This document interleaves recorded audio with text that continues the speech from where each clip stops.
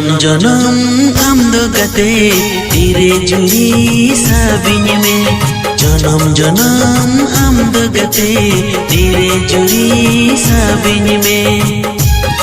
जेमन चाँदो इपिल सग दिस हवांगे